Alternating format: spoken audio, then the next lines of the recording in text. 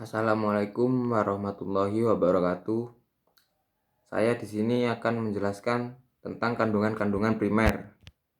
Dalam teknik pengecatan primer ada 4 jenis, yaitu was primer, sering disebut etching primer. Jenis ini terdiri dari bahan utama vinil brutal, resin, dan zinchromate pigmen anti karat.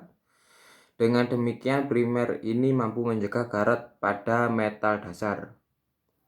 Yang kedua, Lasquer primer, terbuat dari bahan nitrocolorless dan alkyd resin.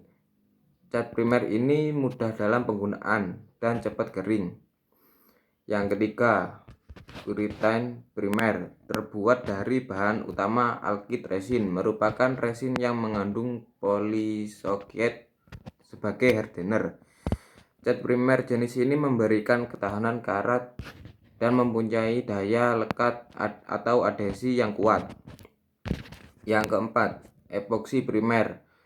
Cat primer jenis ini mengandung amine sebagai hardener. Komponen utama pembentuknya adalah epoksi resin. Epoksi primer memberikan ketahanan terhadap karat dan mempunyai daya lekat yang sangat baik. Yang kedua, saya akan menjelaskan kandungan-kandungan dari dempul atau putih. Pengertian dempul yaitu lapisan dasar atau undercoat yang digunakan untuk mengisi bagian yang penyok, dalam, dan besar atau cacat pada permukaan benda kerja. Dempul juga dipergunakan dengan maksud untuk memberikan bentuk dari benda kerja apabila bentuk benda kerja sulit dilakukan. Setelah pengeringan, dempul dapat diamplas untuk mendapatkan bentuk yang diinginkan. Dempul dapat digolongkan menjadi 3 macam, yaitu yang pertama, polyester putih, sering juga disebut dempul plastik. Dempul ini menggunakan organik peroksida sebagai hardener dan mengandung banyak pigmen sehingga dapat membentuk lapisan yang tebal.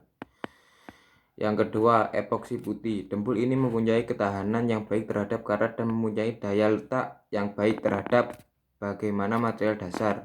Bahan utama dempul ini adalah epoksi resin dan amine sebagai hardener.